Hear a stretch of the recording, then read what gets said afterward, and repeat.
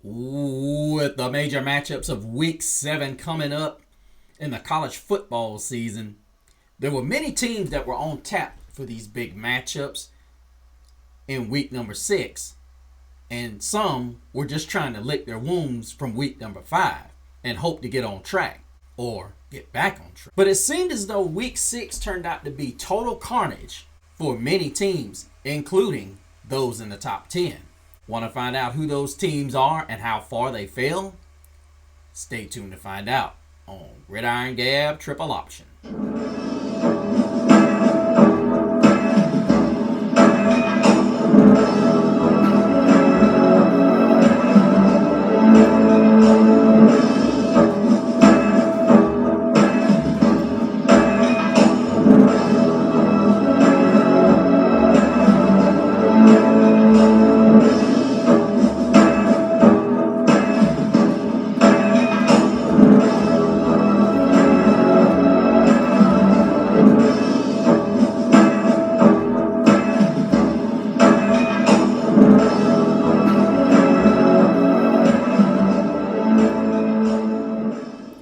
Welcome back, Gabbers. Thank you guys so much for joining us here on this edition of Gridiron Gab Triple Option. Of course, you're gabbing with the one and only Mr. CeeLo. And guys, I hope you're doing well. I know I'm running late. Just had a busy week, you guys. I had some things that I had to take care of. And unfortunately, I'm not at that point where I can just only do content. So guys, you bear with me until we get to that point. But did not have very many comments, and just wanted to let you guys know that I know you guys are still out there. Brad, I know you're still out there. I know you busy and whatnot, and I know you checked me out and didn't really have an opportunity to comment. But guys, make sure that when you jump on the show, I've had many of you walk up to me in person and, react to the show and say what you say. But please make sure you comment down below too. Don't be ashamed. I don't put you out there like that. So please make sure that you comment and just put it out there. As my buddy Brad continues to tell me, turn my mic up and whatnot. Appreciate that, brother. With the James Franklin can't win big games, what up with my sound effects? Hey, look, I gotta make you laugh, I definitely want you on the wall. I definitely want you on the show too, bro. Definitely not a fan of the lame train either, but I don't trust Brian Kelly is the reason why I picked Ole Miss to win the game. Okay. I don't disagree with that, and you have every right to do so. But let us get into it, because I've got several shows to shoot and got a lot of work to do, you guys. So definitely not going to try to take away the quality of what we did this week. But let's get started. Top 25 started with the BYU going to 5-0 with their 38-24 win over West Virginia, as Bachmeier had 351 yards and a score, as the BYU Cougars continue to do their thing. Ohio State makes short work of the Minnesota Golden Gophers to stay undefeated with a 42-3 victory. Julian Sam, 326, 3 scores. Carnell Tate, 9 grabs, 183 yards and a score. Still waiting on Ohio State to develop a running game, because that's going to be huge later on. Oklahoma was able to shut out Kent State 44 to nothing behind Michael Hawkins, 162 yards passing and 3 touchdowns. Texas A&M continues to roll by dismantling Mississippi State 31-9. Marcel Reed had 2 passing touchdowns. Owens II had 21 carries, 142 yards. So you can see with A&M, they are most definitely trying to get more than just one element to their game out there, which is going to be crucial when you start playing the bigger names.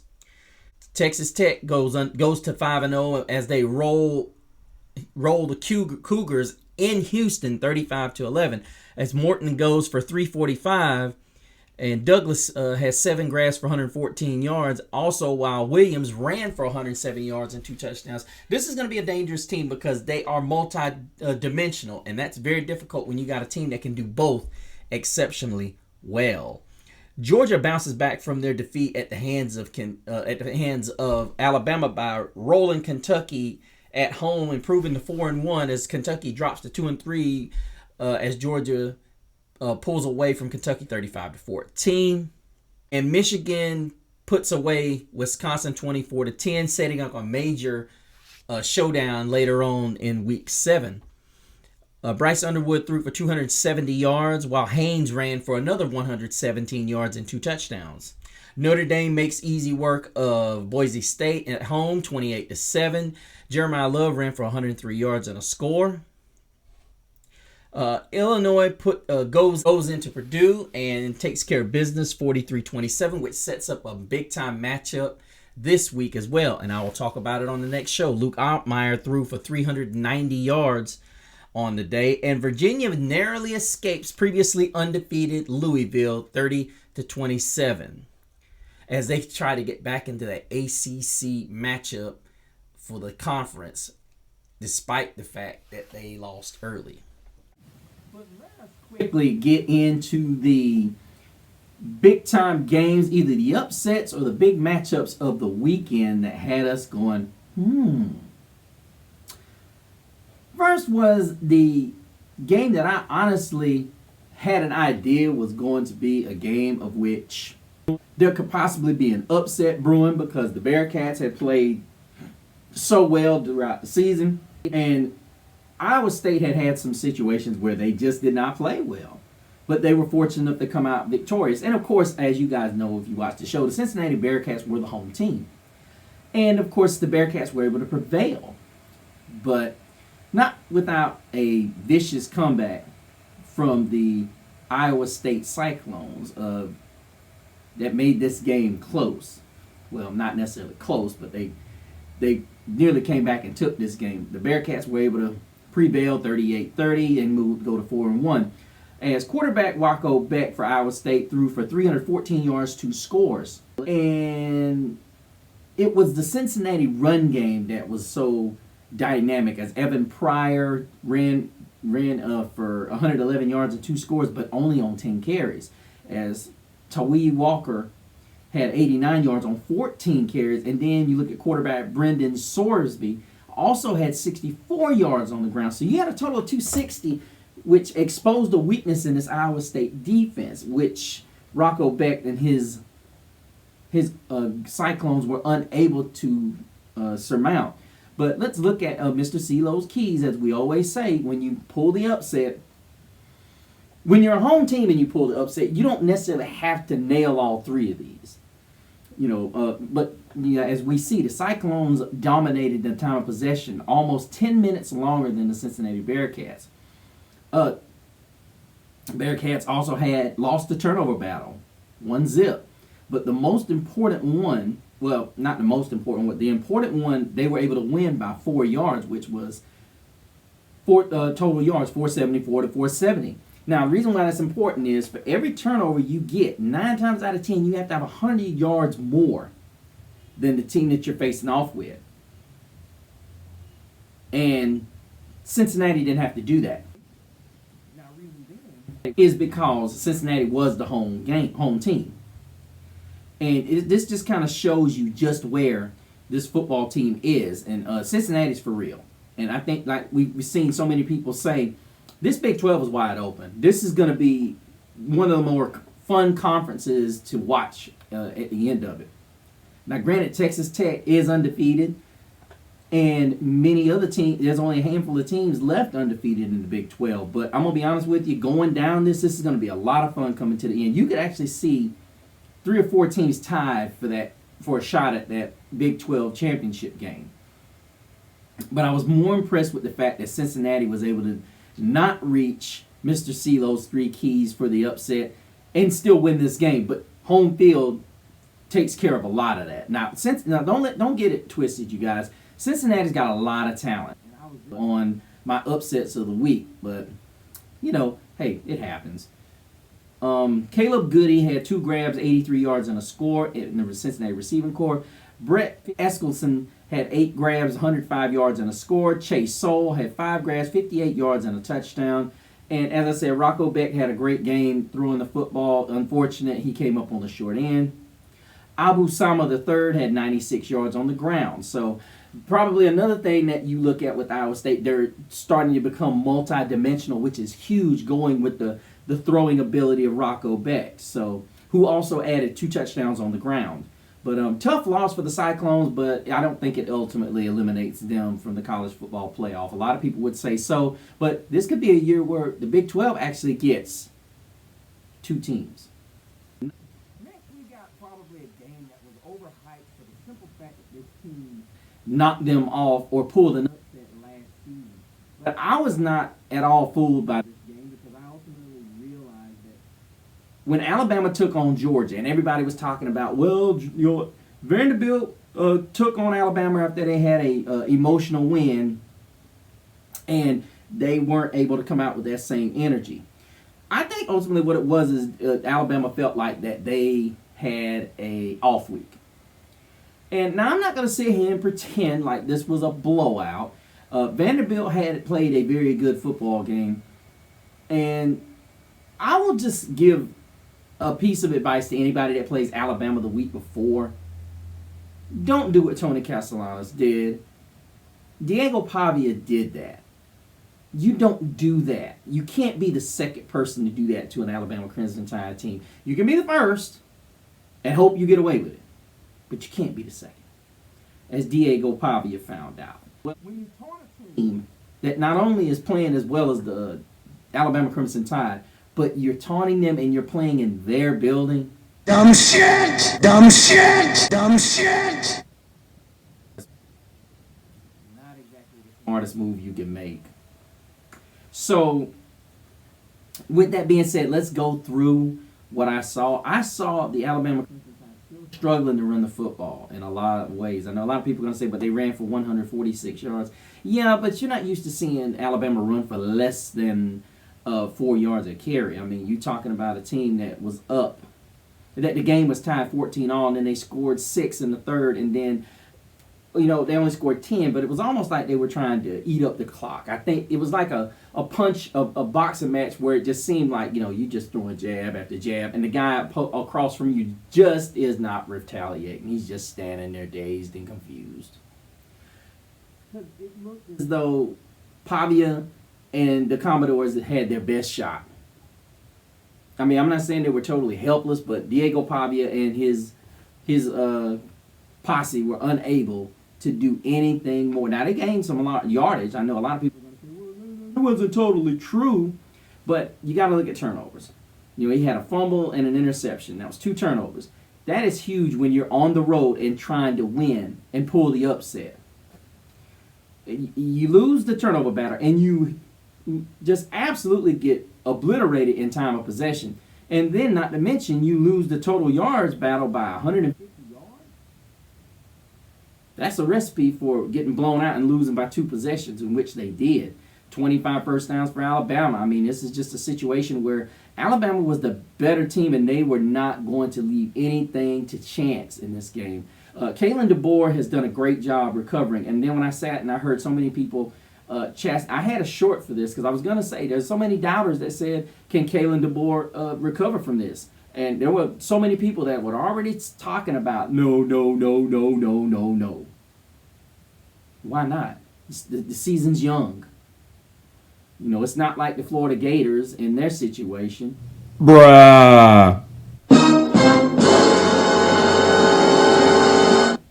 Simpson, 23 of 31, 340 yards, 2 touchdowns, and an interception.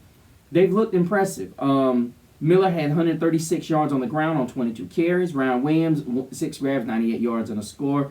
And Jefferson, linebacker for the Alabama Crimson Tide, had 14 tackles on the day. So very impressive what the Crimson Tide has been able to come out and do recently. He also added a sack. So Justin Jefferson is showing that he is going to be a huge issue on that Alabama Crimson Tide defense. So you guys stay tuned. Vanderbilt, that's their first defeat. I don't see them possibly falling any further than, I don't think they fall out of the top 25. I think this is going to be a big humbling experience for Diego Pavia. You just got to realize, hey, look, sometimes it's good to talk, and then sometimes it's good to keep quiet. Now, as I was talking about with the Florida Gators, I somewhat saw this game coming, but I didn't see it, if that makes sense. As the Gators were able to take out the Texas Longhorns 29-21 and send the Longhorns, as of now, out of the top 25. And pretty much save Billy Napier for the moment. Now, this was definitely one of the games I looked at and said, ain't no way that Texas is going to drop this one.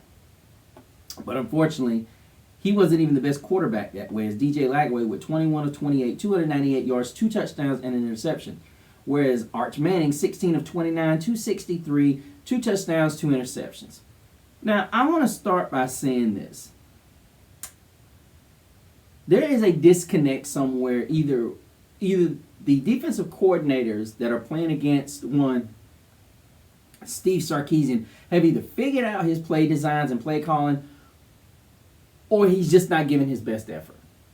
That's all there is to it. Because ultimately, I'm looking at this game and I'm saying to myself, I went back and I watched the play, and I told one of the guys that watches the show, and I was going to try to get this still on this, but I'm unable to get it at the moment. But there was a play. It was a 3rd down and 8, I think it was, and the play was designed 2 streaks and a comebacker, or a comeback curl, if you will. The defensive back was shielded. And I would have thought a mind such as Sarkisian would have had someone looking at that and said, okay, if we run this play and the player runs a crosser, just a shallow crosser, he's going to catch this thing with the safeties going deep with the streakers, and this is going to be a huge game, possibly a touchdown if he makes if the defenders don't take the right angle, or he's able to get those guys turned around. See, I'm a firm believer of being able to make decisions within the game. There is no way I don't have somebody on that, because I'm going to try to run that same play yet again. I get it. People are going to say, well, who's to say they're going to run the same defense? Well, here's the reality. A lot of times big plays are made because they call the right play at the right time. That play is going to be in my back pocket. I'm running that thing at least once every next 2 drives. Guys, if I pull it up, if I find it, I'm going to show it to you. Because the reality of it was, a lot of this just ain't on Arch. And everybody's giving Arch this business about, oh, he ain't this and he ain't that. Look, I'm not going to go there, because the reality of it is, as many of you that go out there and have your dogmatic or ignorant behind unwarranted opinions, then you want to walk them back.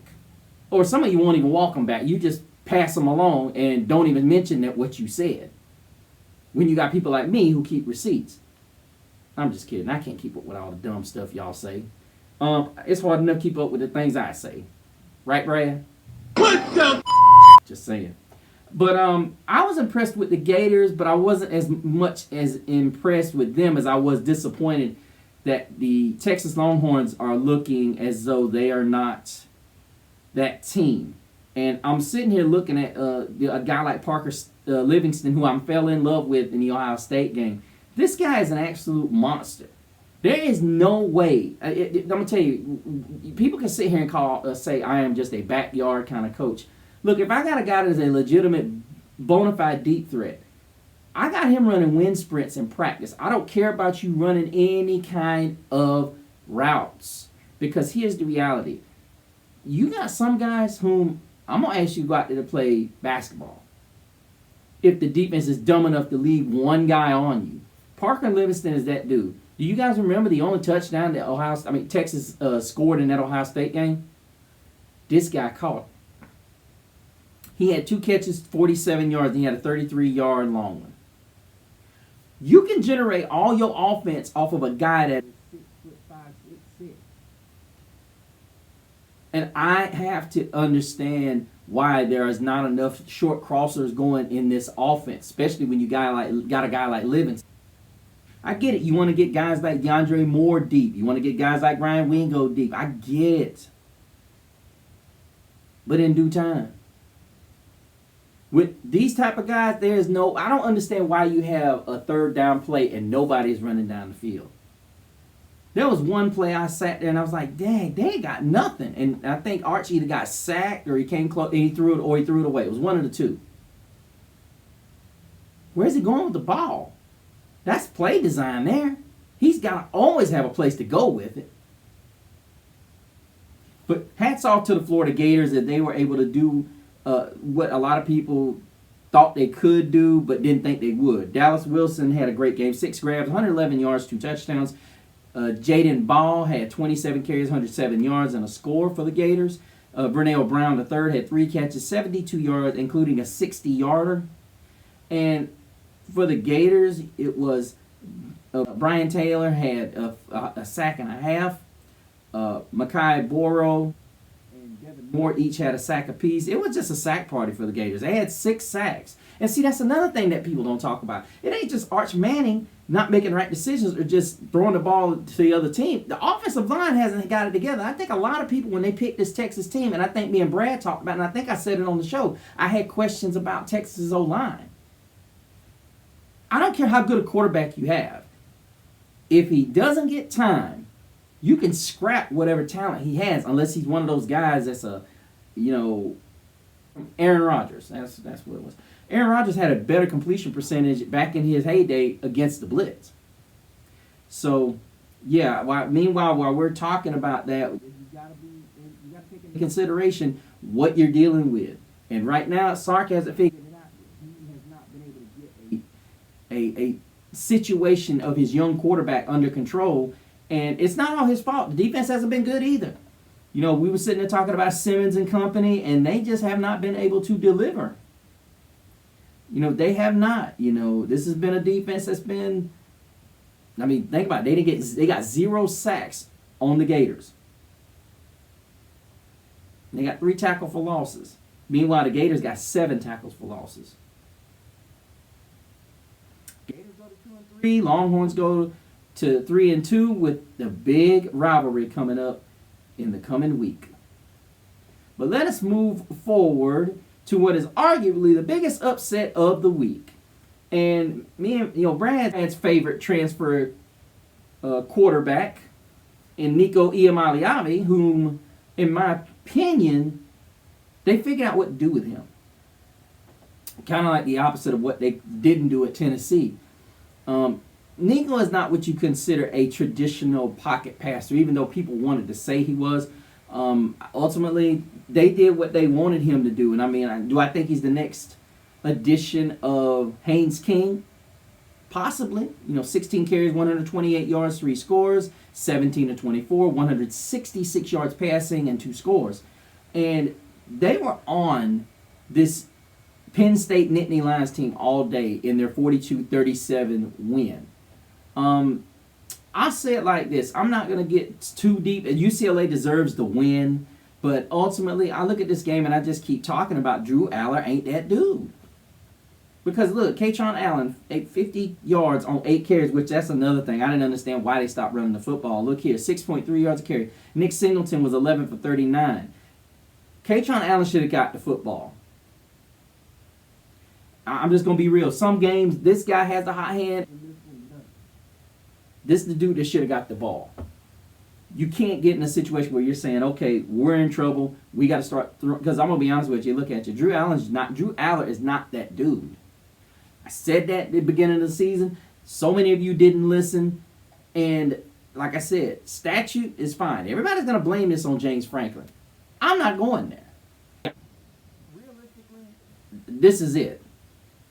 Yeah, this is it. This is it for Penn State. And a lot of people are going to say if they could beat Ohio State, I'm not going to go there. I'm not going to bring that up because they're going to have to show me first. I think they've got Indiana as well, but that's not... no. But the story of the game is you got the turnover battle.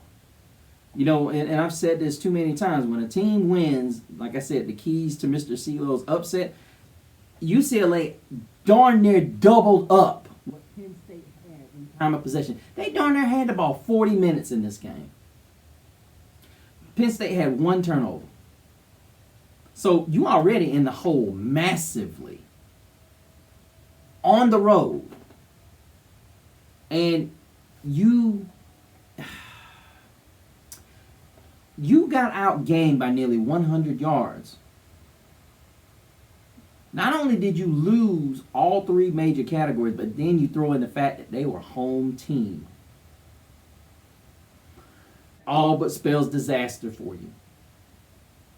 Got to give credit to UCLA, though. They came out. They weren't going to find themselves on the back burner. They're not going to be somebody's whipping post. Very impressive. But at the same time, UCLA, home team.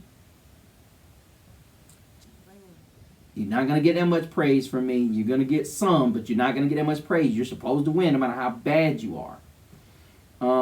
Yeah. And I think somebody brought up the Stanford-UCLA upset, which was the catalyst for, if you guys remember, that was the catalyst for when Stanford went on their run with Harbaugh. So who knows? Maybe this is going to be a springboard for UCLA coming back to prominence. What do you say? Oh, really?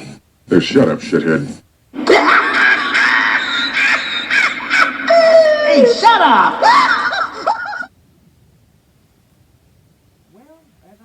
UCLA picks up its first win. Penn State drops to 3-2 and out of the top 25. We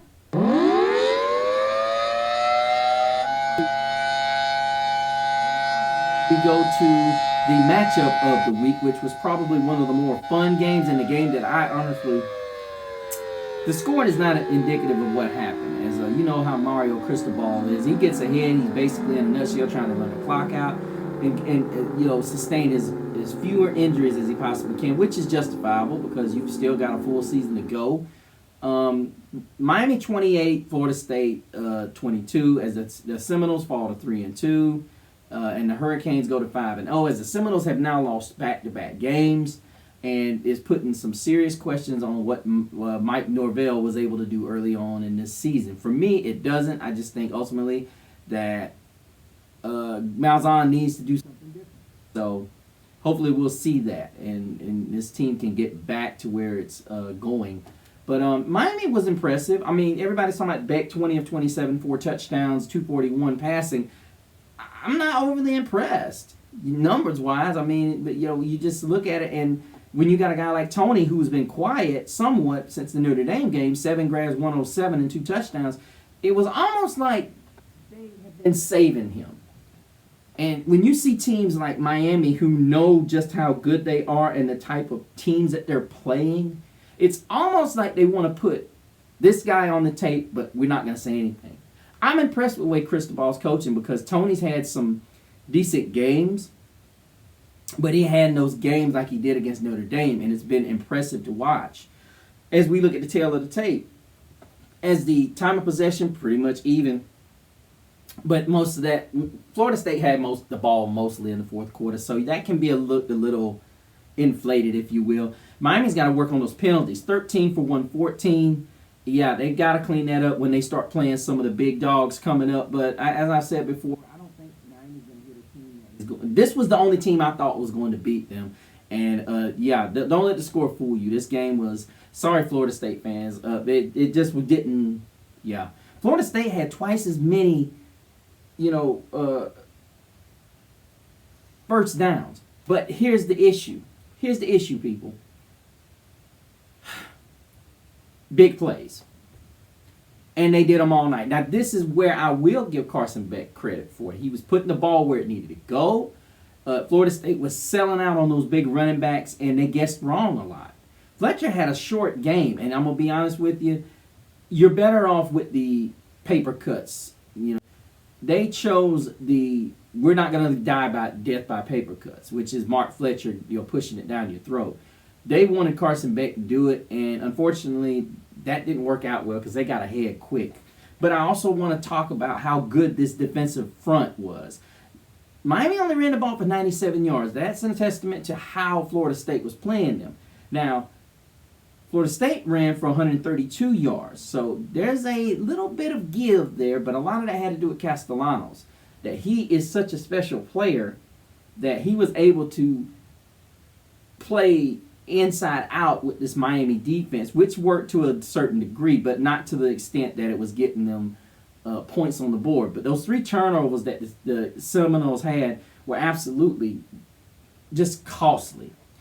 As we look at the tail of the tape and look at what Castellanos was able to do, he wasn't bad, but those 2 interceptions were absolutely brutal. They led to points.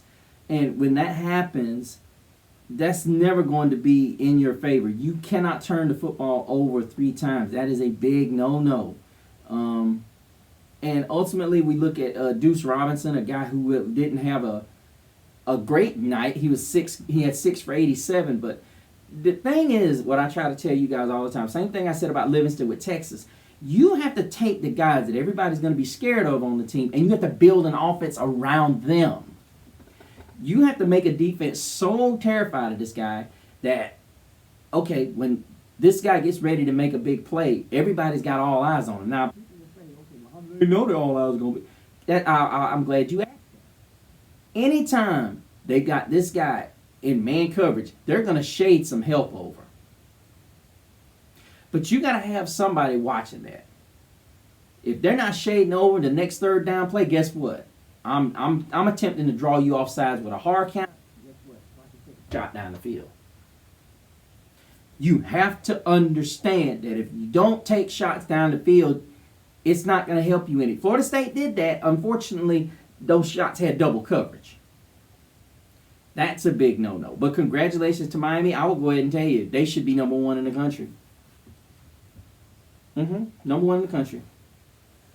But that's going to wrap it up for this edition of the Gridiron Gab Triple Option, guys. Make sure you go over to the Facebook, Gridiron Gab Triple Option. Join the group as well as join the page. Make sure if you have comments, make sure you hit me down below, as well as like and subscribe and hit the bell notification so that you can keep coming back and get all the updates on my show when I'm not too busy. And finally, make sure you go to my Instagram and make sure you click follow so you can keep up with all my shenanigans during the season.